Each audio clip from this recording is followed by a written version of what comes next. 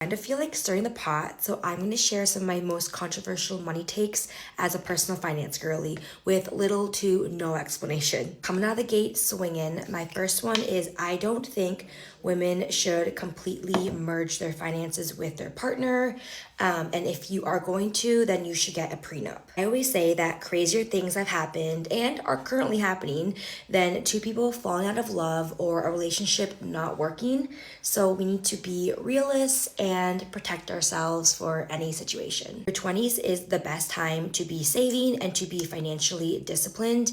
Yes, you should travel and try new things and all the other things they say to do in your 20s, but it is also the one time in your life you're gonna have like the least number of bills and responsibilities, and just knowing how compound interest works, you want the time to be investing now. Buying a home is not always a good investment. We are all kind of raised to believe that buying a home is the best investment that you can make, and that's actually not true in a lot of cases if you actually run the numbers. I feel like I'm kind of qualified to talk about this because my boyfriend and I bought a house specifically as an investment property, and we ran the numbers on countless properties, and there were a lot that weren't actually a good investment and didn't make the numbers work. I know people buy homes for lots of different reasons, not just for the financial reason, but if you are buying yours because you think it's a good investment, make sure you run the numbers. Buying a new car is one of the worst financial mistakes a lot of people make. Not everybody, but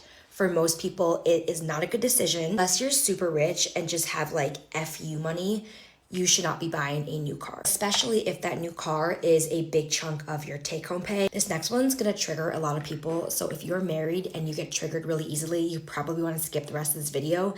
But big expensive weddings that you are paying for yourself are not a wise decision financially.